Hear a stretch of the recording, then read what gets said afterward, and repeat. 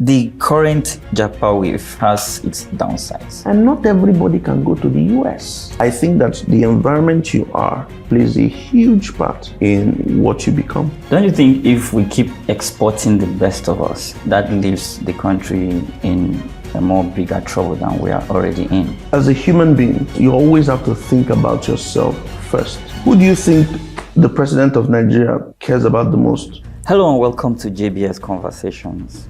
In this first episode, we'll be exploring the topic of migration.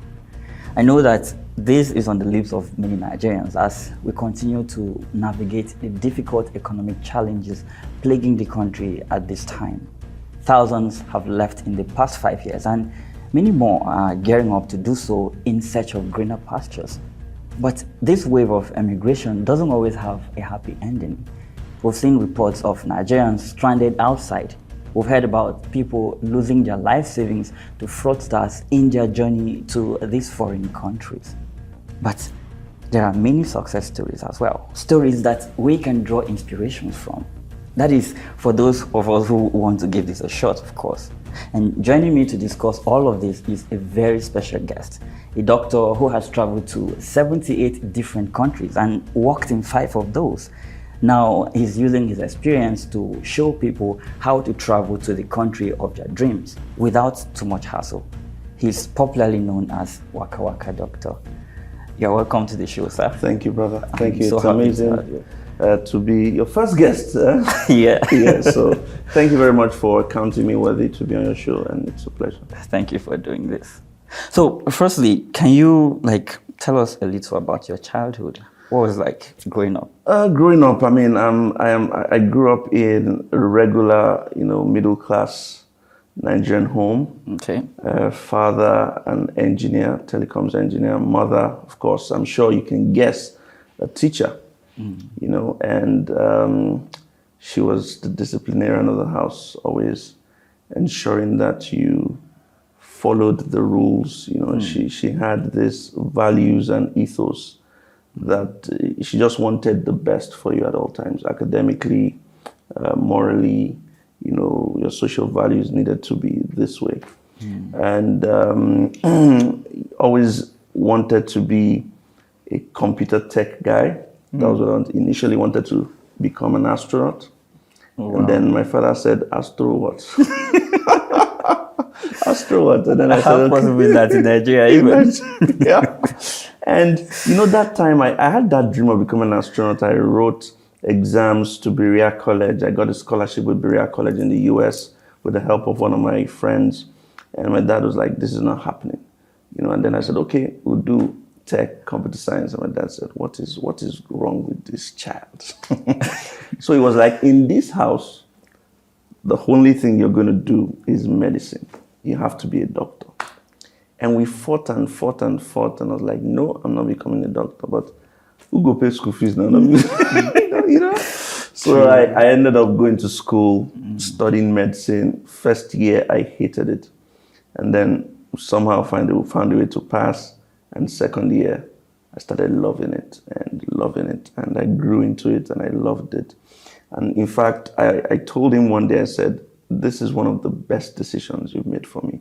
Wow. Actually forcing me to study medicine, because now I love it and it's actually opened doors for me, And Wakawaka Doctor simply stemmed from the fact that I love traveling. So Wakawaka is an informal, lingo. It describes someone who loves to travel all the time, and doctor, of course, as a medical doctor. So I grew up in your average Nigerian family. Parents go out to work in the night, you come back, you watch Storyland on TV, you do your assignments, you go back, you go to sleep. Early in the morning, you have to go to work and school again. So, yeah, that's it. That's quite an interesting story. So this hasn't actually been what you always wanted to do? No, at all. Not the doctor part, not the Wakawaka part. But you somehow fell in love with it. but I fell in love with it as a career, and it has opened doors and even created, the brand Wakawaka Doctor. So I'll forever be grateful to my dad. Yeah. So how is the journey? How has it been for you? Like every journey, it's filled with ups and downs. There's always positive and negatives. I mean, when I started my career as a doctor, I was in Nigeria. Okay. And, the salary was, I don't have a term to describe, was terrible. We would often see 150 to 200 patients every day. Wow. And I was doing 2 jobs to try and just meet up. And at that time, it was less than $200, a month. So when I saw an opportunity to go out there and, I was getting fully funded, visa sponsorship, accommodation was paid for, flights was paid for, 45 days of paid leave. I was like, come on, I'm going to grab this. So that opportunity took me to the Middle East, where I started working as a doctor, and then that jolted, me to move to another country to work and another country to work. But while I was in the Middle East, because I had this resident permit that allows you to travel the Middle East, I was able to see, United Arab Emirates, Bahrain, Kuwait, Jordan, Oman. And I just saw that there's a lot that we actually don't know. The world is so big. Yeah, true. And there's a lot we don't know. We sit in our comfort zones and feel that, my father's garden is the biggest. You go out there and see somebody else's garden, and then you see that the world is so much larger than you thought. And so it's been a very interesting journey that then culminated in me I started by creating content to show people that, okay, there's a beautiful world out there. Let's show you the things you can see in that country. And then that changed over the years. And it became, okay, instead of just showing people what they can see in this country, let me show them how they can move to those countries. What was the inspiration for that? Well, the inspiration actually was a friend, a popular social media influencer as well, Aproko Doctor. Oh, I know him too. So he was like, every time I call you, you are in this country. Every time I call you, are in this country. So why don't you just show people how to go about it? And in fact, we sat and thought about the name together. It was initially supposed to be Travel Doctor. Okay. And then we thought Travel Doctor is not interesting. Travel Doctor, but if you say Wakawaka, there's this ring to it, and said that's going to be the name. So the first video I made was moving to France. Okay. And there were a lot of, reviews, and I thought, okay, let's do this. But I've gotten a lot of stick as well. Okay. Because a lot of people say, when you want to tell people to move abroad, they should only go to the UK, they should only go to the US, they should only go to Canada, they should only go to Australia. So when I tell people go to Japan, I get a lot of pushbacks, and they say, why is this guy telling people to go to Japan? Why is this guy telling people to go to Poland? But look, I feel that everybody should be able to see what abroad looks like. It shouldn't matter about your pocket. Much you have, It shouldn't be because you don't have money. If people don't have money and they've got skill, they should be able to see abroad. And not everybody can go to the US. True. Why are there 95, 96 countries in the world, and then we'll focus on just 5? If your journey starts from Brazil, that's okay. Your journey can start from Brazil. After all, Brazil offers free education. Your journey can start in Japan, because Japan offers a fully funded scholarship that's amazing. Okay. They also have work visas as well. If you're a teacher, if you're an engineer, they have work visas for you. So why not start from there, even if your destination is Canada in the end? Because on the way, you will pick up global experience, you would interact with people from different cultures, different backgrounds, that would shape your person and also widen your horizon. Yeah. And then you can now decide to move elsewhere. Yeah. So from what you've said, the moment you left Nigeria, things opened up somehow. Things changed. So do you think environment plays a crucial role to people's achievement in life? Absolutely. Absolutely. And this is not a stain. I mean, Nigeria is my country. Yeah. I believed so much in Nigeria. Now I don't know if I still believe, but I believed so much in Nigeria. But you see, I feel that today, once you leave Nigeria, your life will change. I take it to the bank. I promise you. Once you leave Nigeria, your life will change positively. You begin to think, there's so many things that stress us in Nigeria. Okay. There's no electricity. You sit in traffic for 6 hours.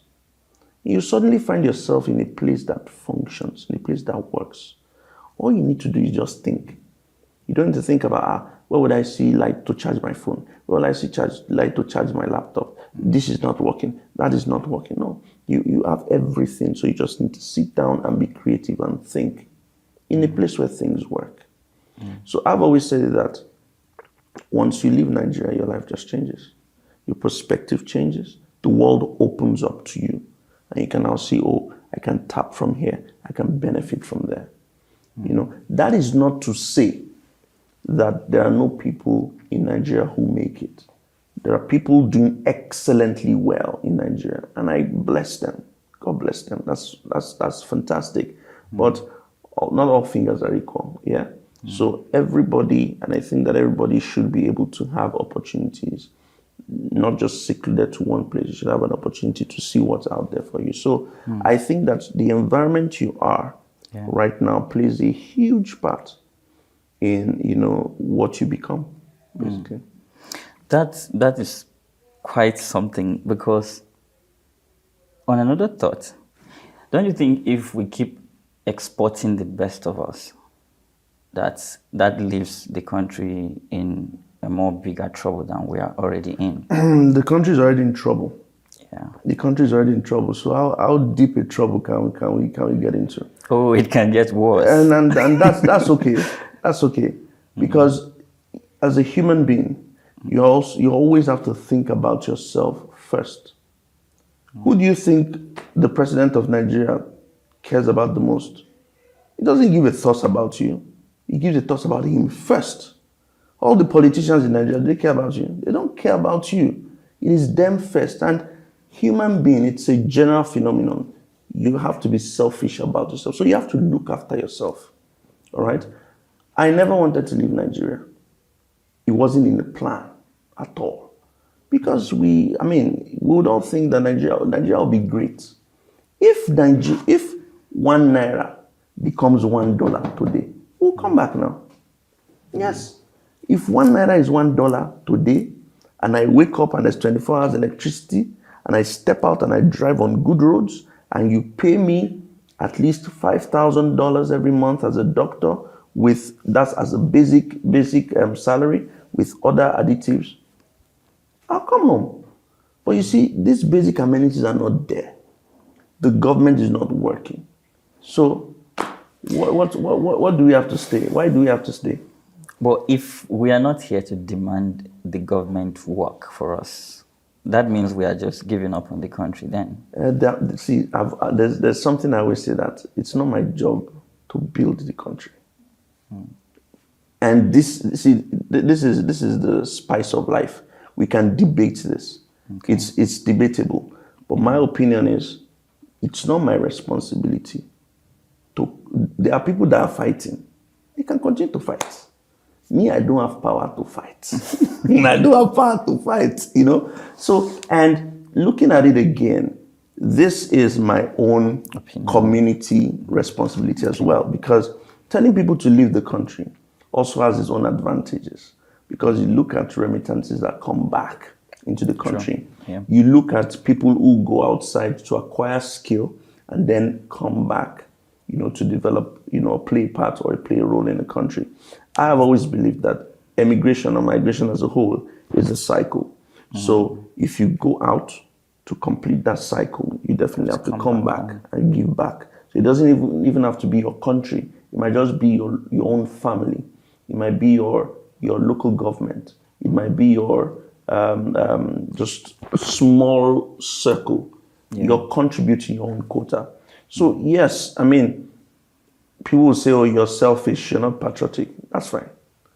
There are people who are very patriotic and believe, but I'm in my 30s, right? If nothing has changed in 30 years, you think there's anything that will change in the next 50? I don't think so. The signs are there. The signs are there. If it will change, then our children's children can continue to struggle. But for me, I prefer to look after myself, and really, I don't care about what's going on in the country. I just want to be out there and enjoy myself. Okay.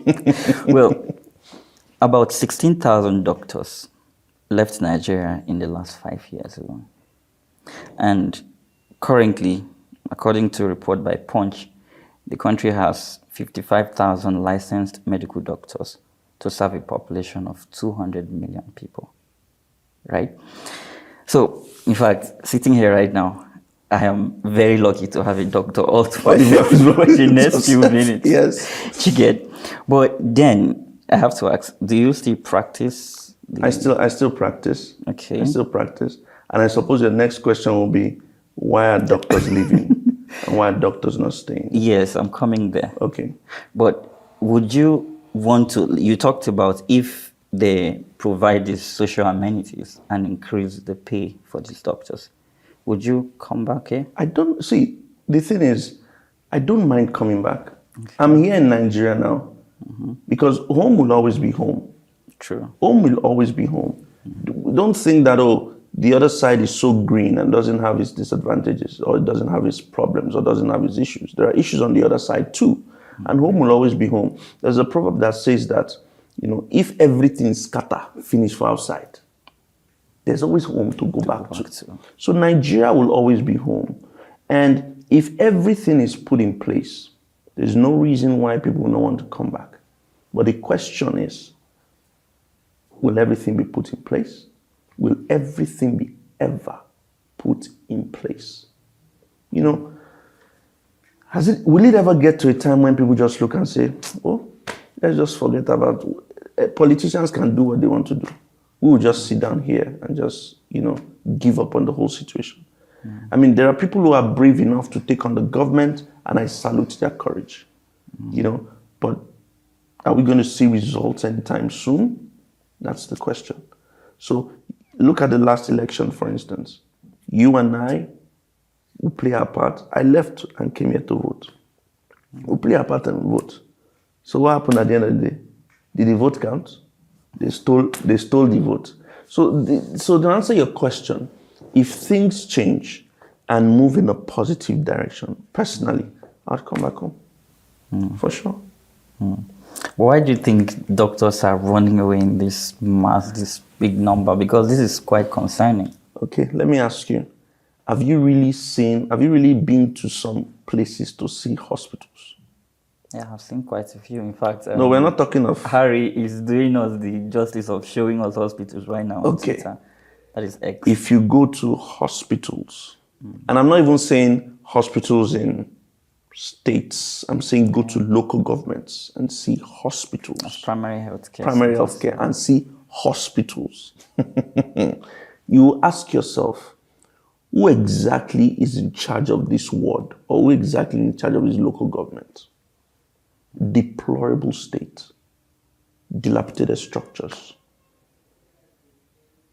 Then you pay someone peanuts.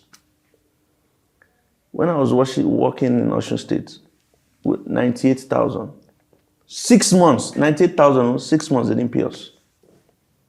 And you're required to go to work? You will go to work now. I mean, of course, I love my job. I love to take care of people. I'm not going to say because you don't pay me, I won't work. Because I'm saving a life. So I'll go to work. But think about the person who refuses to release salary to doctors that you're already paying peanuts. Now you pay 98,000 naira to a doctor, and you compare to somewhere else where he can get 3,500 pounds. When I was in Saudi Arabia, I was seeing 4 patients a week. The maximum I was seeing a week is 10 patients. As compared to 150 in a day. So I'm more relaxed. I'm not stressed. My salary is tax-free. I have more opportunity to read and prepare for international exams. So these are the things. So doctors are human beings too. And if you know the stress doctors go through. Can only imagine. I'll tell you a story that I'm sure you're aware of. The doctor who died in the elevator. Yeah. Does that make sense in any way? That the hospital has an elevator that doesn't work and killed someone. I don't even know if that elevator, something has been done to it right now. I heard it's not yet fixed. It's not yet fixed. I mean, these are the issues. Did any head roll for that? These are the issues. Nobody was questioned. Nobody was sacked. Nothing happened. They didn't fix the elevator. And that's a doctor who's gone. There are doctors who work over and over all week without breaks. And then you look at their pay slip, it's 120,000, 150,000. But like we know in Nigeria, we put the cart before the horse. So now they say, we don't want doctors to leave Nigeria. They must work in Nigeria for 5 years before they move abroad. Instead of sitting down using your brain to say, let's pay these people more, let's give them incentives. Instead of saying, we will not make you leave the country or except you work 5 years. Or we say, doctors, we are going to triple your salary now. And actually triple it and put it into effect. Why should a doctor not earn like a senator? Why should a doctor not earn as much as a senator?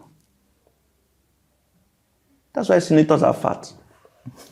Check them out now. They sit in the House of Reps, they are fat, pot belly, they don't do anything.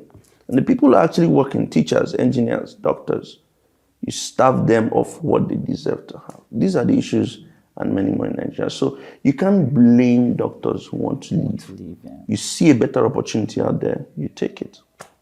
And it seems the policy that's trying to force these people to stay is now being applied majorly to health professionals. Yes, nurses, Yes. yeah. It's been applied, and I get a lot of messages, nurses wailing and crying, and it's quite unfortunate.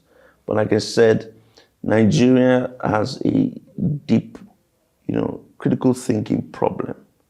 So rather than solve an issue, they try to just surgically remove the whole thing. So instead of saying, okay, why are they even leaving? Okay, let us try and solve the problem. And I mean, the problem that makes them leave. Let's solve the problem, not stop them from going.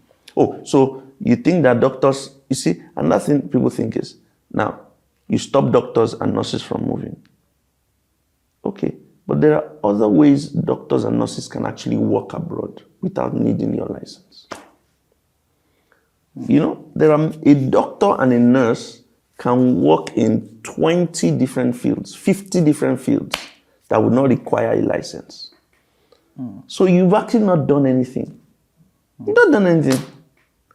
But if you say, okay, we need better facilities to provide state-of-the-art hospitals, facilities. Is it that we don't have money to do it? We do, but people are stealing that, putting in their pockets. We do. Is it that we cannot pay doctors more, cannot pay nurses more? You can, but you refuse to do so. Okay, tell me if you do this and say doctors and nurses require renewed salary. Every year, a doctor or a nurse should have a state-funded holiday, paid leave, with a trip. We can do it. Why can't you do it? Do you have that outside? Yes. You have that in some, especially Middle East countries. You have that. Where they give you paid leave. In some countries, they even give you tickets to go on a holiday. Because they know what you do. They know the work that you do. But in Nigeria, there's no value for these things. But as a foreign practitioner, do you have access to all these benefits outside as well? Yeah, but not in every country. Okay. Not in every country, but in a few countries you have benefits to, stuff like that. Where, like I said, when I was in Saudi Arabia, they give you 45 days of paid leave. You get a ticket to also go to anywhere you want to go. So these are some of the benefits that people see and are like, this is very juicy. So they take it. Now, you said you left, when did you leave Nigeria again? I left Nigeria in 2014. 2014. I'm sure things were a bit easier back then. Yeah. How was the process like for you? The process was quite easy. I mean, when I came across the opportunity, it was just luck. Okay. I was having food and I saw the advert, and from there I went, did the interview, got the job offer, and decided to use an agent to make things smoother. But the whole process was within 2 to 3 months. So I finished my youth service I think I finished sometime around February or so of 2014, and in April, May, I was gone. Wow. So it was I submitted my CV, got the contract, signed it. In fact, my contract was in Arabic. I didn't even look at it because I only looked at the part in English, and I saw money. I saw, signed. That shouldn't happen really, but just the excitement of, this opportunity is real. And I mean, when I even left, I was like, is this like, I was pinching myself, is this thing really happening? Is this really true? And I mean, it's paved the way for other things that have happened to me. So back then, 10 years ago, things are more difficult now, no doubt, but I'll still always tell people that you just need to persevere. If you have a target, try and just persevere, continue the process, and you will get it. You said you've traveled to 78 countries. 78. And you've worked in 5. Yes. How long did it take you to settle down in this place? I don't settle down. No, I don't settle down. I don't settle down. And that's a major issue. I'm thinking of moving to the final place now. Okay. I'm yet to decide. Possibly I will decide at the end of the year. I'm going to say, okay, this is where I'm going to be and stay for as long as possible. So I don't, it's a problem I've had that I'm not able to stay in one place for too long. So the longest I've stayed in any place is 3 years, and I move. So 2.5, 3 years, I move. So, and that's because I love to see different places. I actually thought that this year I would make it 80. I still don't know if it's going to be 80, but we'll see. And it's just fun. Okay. It's the best form of education you can have, just traveling. It's the best form of education you can have, better than sitting in the classroom. So settling down is not something I've thought of. Okay. It's not something that I've been able to achieve, but I'm sure that sometime at the end of this year I'll achieve that. But this movement you've been embarking on, have you been doing all this with your Nigerian passport? Yes, I have. Tell me something. Yes, I have. Yes, I have. How? Because I heard Nigerian passport is like. Yeah. So you want to. Okay. So I'll put it this way: okay. Most of the countries I've been to, I've been with the Nigerian passport. Okay. Other countries I've used another passport. Okay. But this is it. Okay, let me say this. Initially, when I started the whole traveling thing, I enjoyed the thrill of submitting documents, going to embassy, submitting my passport. I enjoyed it. Okay. So I always liked, I'm filling a form, I'm applying. It used to give me this, yeah. So I used to. But it increasingly got, wear and tear, and sometimes you just feel like, because I'm very spontaneous, so I feel like, finish work on Friday, I want to move. So I had to acquire a second passport. Okay. Which I will not share now. But for most of the countries I've been to, it's a Nigerian passport, and that's done the match again. That's quite interesting. Yeah. The current JAPA wave, that is JAPA now, this running away from Nigeria, has its downsides. Now, we have so many travel agencies, some not so legitimate. And I really want to know what are some stories you've heard about visa scams. I did a video about it sometime, I think early this year, right? I was looking for ways to feature you in that video. I really want to know. There are a lot of, I hate, and hate is a strong word, but I hate agents. And I'll use myself as an example. So when I started this whole JAPA thing, and I found out that I was becoming popular, and I could help people actually acquire, opportunities out there. So I decided that I was going to start a travel community, where people don't have to spend huge amounts of money to execute their travel goals. Okay, so I said I was going to get travel agents and use these travel agents to help more people. I already had the community, I already had the traction, people trusted me, so I could just get travel agents to just do the groundwork and help more people. So I spoke to some travel agents, and me, I still am a bit naive, because I feel that when you say something, just do it. So if you say, I'm going to get you to the UK, get people to the UK. Don't steal their money, just get them to the UK. But human beings are human beings. So I entrusted a lot of money into some of these agents who took the money and bailed. Didn't do. And the reason why you've not heard anything about it is because I used my personal money to sort out these people. That's why you've never heard anything they say, oh, Wakawaka doctor took people's money. Because I had to use my personal money, because again, a good name is better than anything else. Yeah. But these agents are there that I'm dealing with on my own end. And that's why I always tell people that it's either you use videos that I make, for instance, to do it by yourself, or you use reputable, licensed consulting firms. Okay. That is it. Agents, number one, will not carry you along in the process. They feel that because they have the experience, they can just do any application. They will rely on applications, get you bans, take your money, not deliver on the promises made. I mean, tons of people moved to the UK and they're still stranded till now. Because an agent collected 10,000, 13,000 pounds from them. They sold all their properties, gave you COS, you got to the UK, no job. So you sold all your properties in Nigeria. Now you're in the UK, there's no job. Where do you go from there? So? Or I'll tell you the ones that will say, oh my God, agents will tell you, I'm going to get you abroad, give me 10 million naira. You give the agent 10 million naira, you give a visa to Vietnam. He will tell you that, don't worry, from Vietnam, you will just take a train. You'll be in Australia. You yourself, you didn't look at the map. Is there a train from Vietnam to Australia? Australia, you need a visa.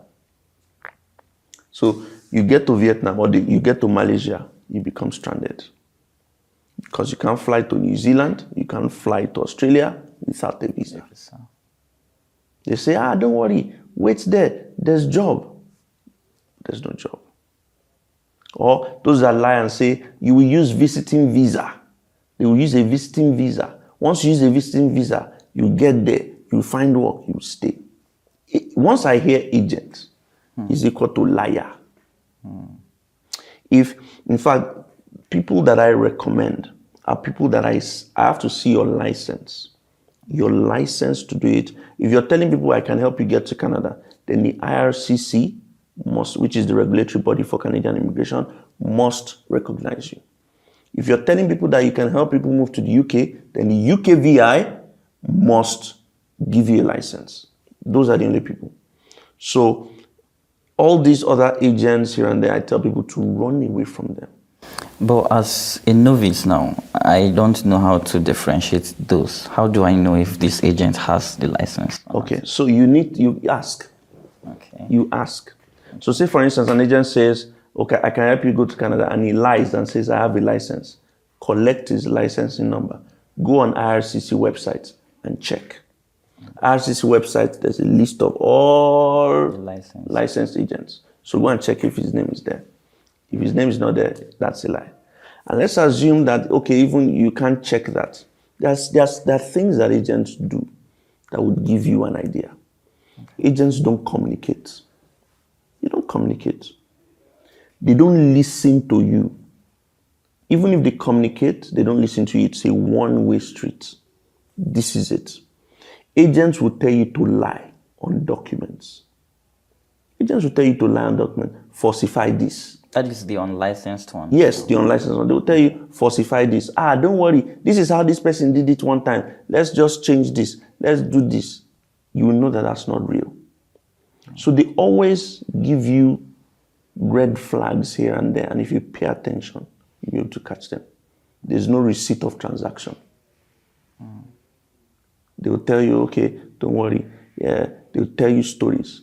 These agents you are using, if that is how it works, why haven't they done it to go themselves? You ever ask yourself that? Or you think the agent just likes Nigeria? So there are always red flags, but people don't pay attention to it. Again, you have to do your own work diligently and look for these signs before you ever engage anybody. So for people who are not aware of all of these things you've said, you've given us some key points to look at, like the licensed agents. We can verify their information on the websites of these people. But for some of these agents that say, there was one I spoke with some time back, I'm not going to share his name. They said they could get you something called proof of funds, that you don't need to have the money, that it's something normal they do. I'm sure you must have heard of this. Yeah. Is that supposed to be legitimate? It's not legitimate. Again, it's not legitimate. But you know that the current situation of Nigeria, not everybody can have 45 million naira in their bank account. So what some people do is they don't alter documents, right? Some of them put money in your account and lock the money in there. It's in collaboration with financial organizations. So they lock the... So they are banks in Yes. So you are not able to withdraw the money. Okay. So the money is just to show proof, that you've got the financial wherewithal, but you're paying commissions on it. So it's almost like taking a loan. You pay interest on that money. But isn't this going to work against the person going there? Because I'm sure there must have been a reason why they said you should have proof of funds in your account. Well, the embassy will do their own findings, okay, to see if the money is actually in the account. If the embassy feels that, yes, you've been able to justify that you have the financial requirement, then they give you the visa. If they find out and think that you falsified it, then you get the ban. So it can work for you, it can work against you. Yeah. Now, let's assume it works for you, and you don't really have the money, and then it works for you. What becomes of you when you get there? So again, you get there, and then you now have to start finding a way to survive. You now have to start calling friends and family to support you. You now have to start finding a way, to raise money when you get there. And that is why I always tell people that, look, you need one of three things to be able to move abroad. One of three things. Okay. It's either you have money, or you have a skill, or you have a degree. Because if you have a good degree, you might be able to get a scholarship that does not have any financial requirements. Okay. If you have a skill, you will be able to get employment that would sponsor your visa that doesn't have any financial requirements. Okay. And if you have money, you have the money, you go. So for me, it's not enough to just say, I don't have money. Okay, so if you don't have money, then acquire a skill. If you don't have money, then get a degree. And work hard on applying for opportunities that are out there, using them, exploring them, and then, Now, I know these 3 points you made, they are very valid. But you know that some people are not very, permit me to use this word, very smart, quote unquote, to go for the degree now. And even if you're going for that, you will need some money to do that. Yeah. So let's remove money and remove degree. We are left with skill. Yeah. How and what skills do I need to acquire? So every country has a shortage occupations list. Okay. Every country has a shortage occupations list. And on the shortage occupations list, you would find a list of jobs that are in demand in those countries. And whether you believe it or not, it's not just tech guys, healthcare professionals, and engineers they're looking for. No. There are some countries that are looking for construction workers. Canada at the time needed truck drivers. Yeah, I heard one time that truck drivers were like highly paid people in Yes, Canada. they're still highly paid. So you may be saying to yourself, But look at my size, can I drive a truck? yeah, you can. You might be saying to yourself, oh, I'm an electrician. I can't go abroad. There are countries that need electricians. So these are the skilled workers they Yes. talked about. So you acquire a skill, but there are documentations that you must have. So it's not enough to go to Baba Kafaya to go and learn how to become a welder and just say, okay, I have welding skill. Okay. So you need to have a trades certificate that shows that you've learned that skill. That's number one. Number two, most of these, so I don't know how it works, but you can have like organization of welders or national organization of truck drivers.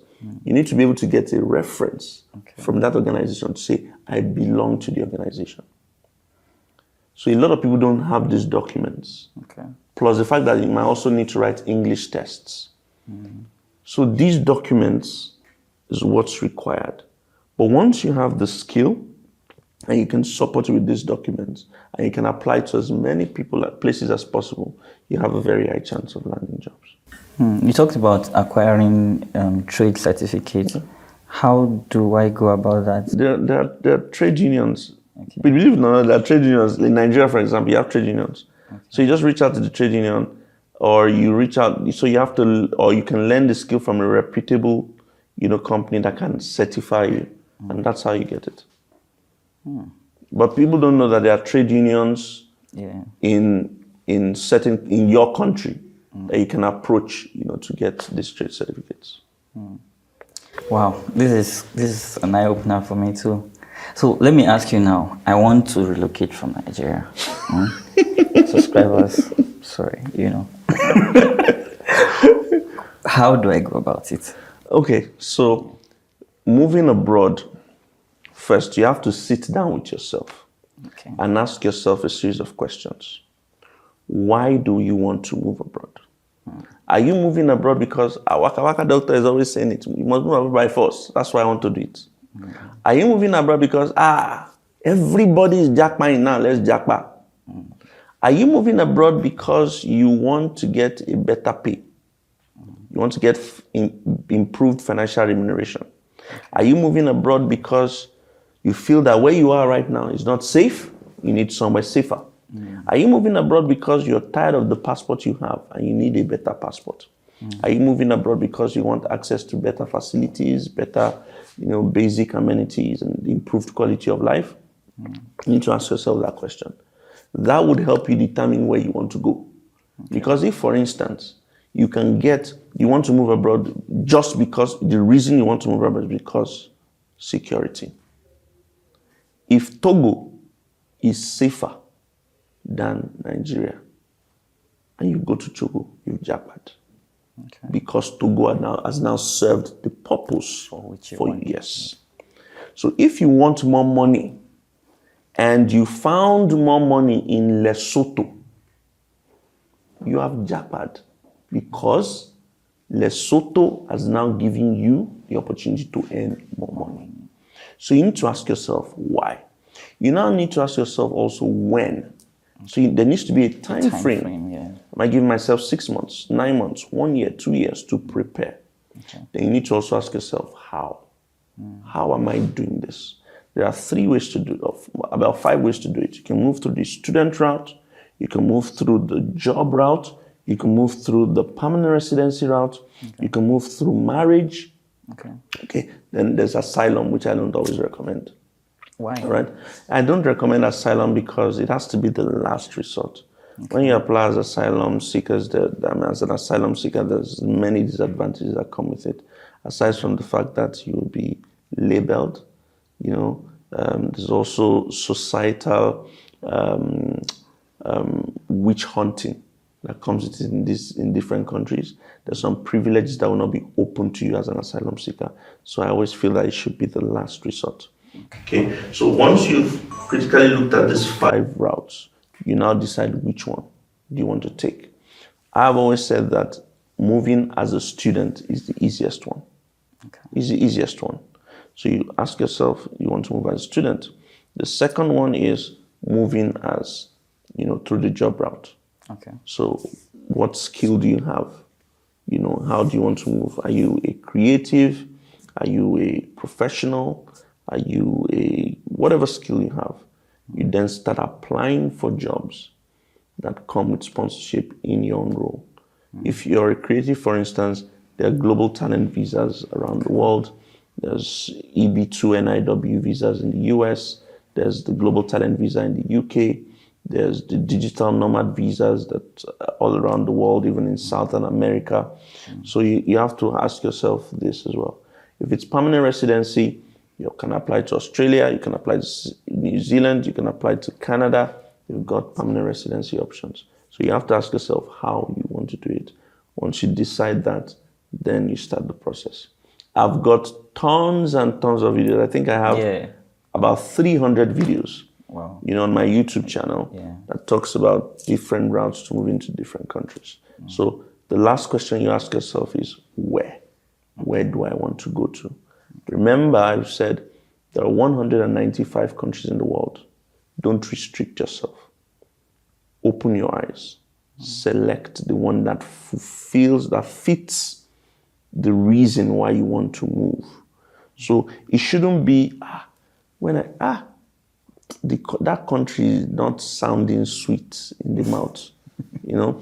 When you call, I'm in Canada, it says very sweet. I'm the United Kingdom, it says very sweet. But you cannot say I'm in Kazakhstan. You cannot say I'm in, even Poland is not sweet.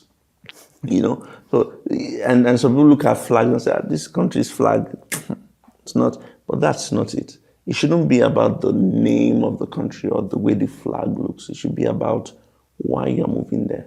So whether it is Lesotho you're moving to, or Kenya you're moving to, or Togo you're moving to, if the country fulfills the reason for your migration, you've done it successfully. But how about the peace and security for those countries you mentioned? For instance, now the Middle East, with what is going on between Israel and Palestine. Yeah. Isn't it kind of like... Yeah, for example, now someone say, I want to move to Lebanon. We'll immediately start praying for you. Yeah. So now for that person, Lebanon will not fulfill the reason why the person wants to move. So even if they are paying you money, the whole world in Lebanon, you now have to ask yourself, is it worth moving to, irrespective of the insecurity? Believe it or not, there are people who have moved from Nigeria to Russia in the last 1 year. True. Because they've looked at it and said, okay, it's not everywhere in Russia that the war is, right? And maybe where they are going to is outside those cities, and they are paying them more in that place. So why not? So again, it's about weighing the pros and cons. It's about, putting on a scale of balance and checking which one works better for you before you decide. I think that works. I believe there are some challenges that come with living in a new country. Yeah. We have cost of living, the weather, and then cultural differences. Yeah. I would like to go over these concerns with you, if you don't mind. Now, let's talk about cost of living, for example. Imagine a married man with kids in the house, and you're living comfortably in Abuja. This is the federal capital of Nigeria, right? Yeah. But then you are considering relocating to maybe the United States, Canada, the UK, or one of these other countries you mentioned. How do you put yourself in that right frame of mind to say, okay, I have to live all this comfortable life I have here because Nigeria no longer offers me security, healthcare, the peace of mind I want. And now you're going over to start a new life. So if you've answered the questions that I asked when I started, then you'll be able to go through that. If you can answer why you're moving, then it won't really matter at the end of the day. That's why moving abroad requires planning, And moving abroad is a personal journey. Okay. You don't listen to, I moved to this place, it didn't work for me. When I moved to this place, I suffered. That person's story is valid and could be real, but it could be different for you. It could be different from yours when you get there. So it requires a lot of planning. It requires a bit of doggedness. And that's why I always say that traveling abroad, moving abroad, is not just about money. It's about courage. Okay. You need a lot of courage because you're going to leave your family and friends behind. You're going to leave the people you know behind. You're going to leave your comfort zone. You are going to start afresh. But one thing I know for sure is, you see that money you think you have here. Okay, let's talk about how much is that person earning in naira? That person, that illustration. Let's say it's earning how much? Let's say hypothetically is earning 3 million in naira. So he's earning 3 million in naira. That's less than $3,000. That's 1,500 pounds. Okay, but that's 1,500 how long would pounds. it take you to get such a job? So the thing is, 1,500 pounds. Yeah. An average person in the UK will be able to earn like 30,000 pounds per year. So you're talking about between 2,000 to 2,500 per year. But then they talk about the high taxes. Yeah, I mean, I'm saying even after tax, even after tax, you would still be able to, let's say, you will still be able to have like maybe 1,700, 1,800. I'm not talking of a doctor or an engineer. I'm talking of someone who's maybe an healthcare assistant, low cadre, 1,700, 1,800 pounds. Maybe rent is 400 or 400 or 450 pounds. You see, they still have like 1,400 in a month. So that person who earns 3 million here is obviously not in that cadre. 3 million here, I'll put him up as someone who's maybe a bank manager who has a huge skill.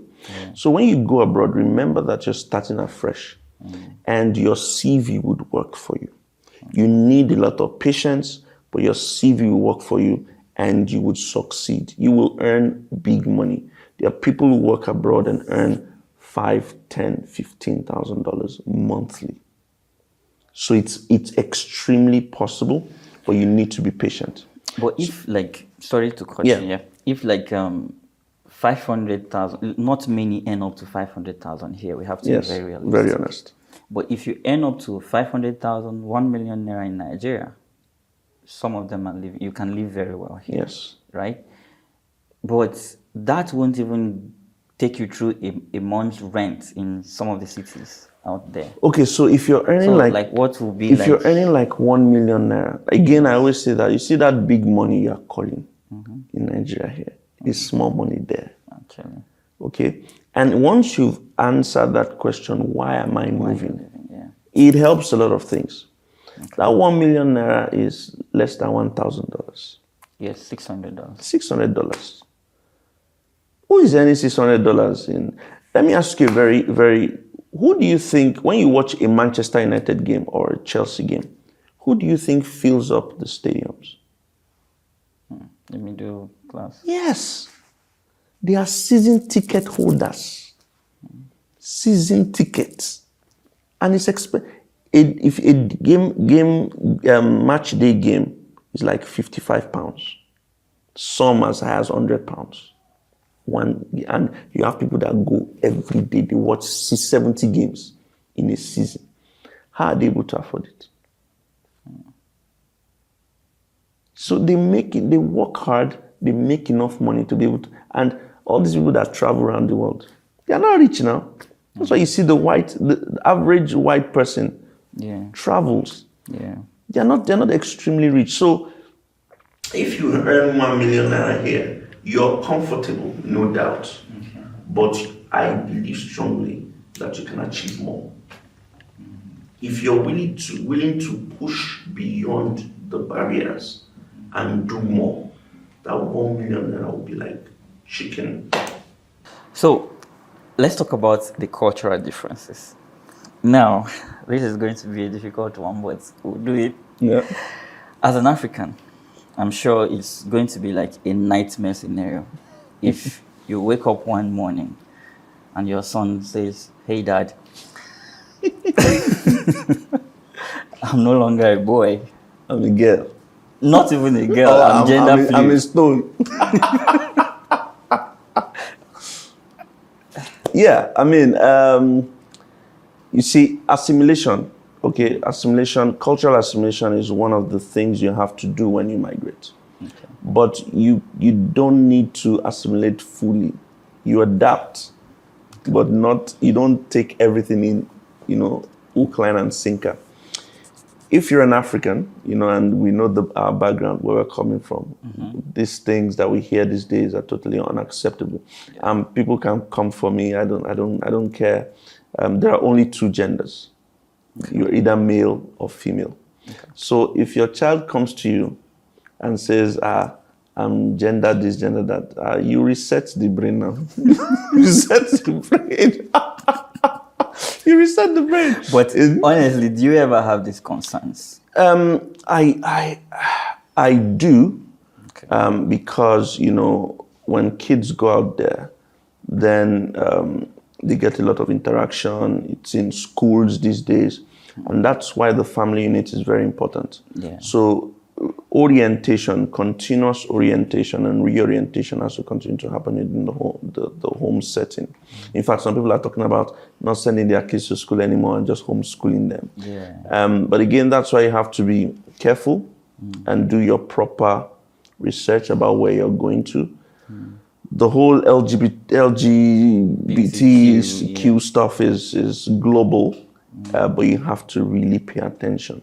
You have to really pay attention. So, yes, you assimilate and adapt and try and be a part of the country you move to, but you don't take everything in. So you have to sieve some and try and form a check and balance against other things. All right, because that's actually a big concern. I know it's a big concern, a big fear, but like I think over the last 10 years that I've been abroad, I've only had proper interaction with 2 of them. Okay, and the others I've seen will be at work.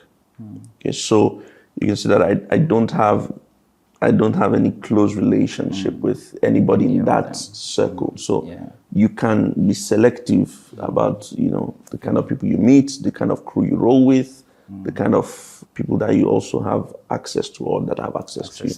Yeah. That's a good one.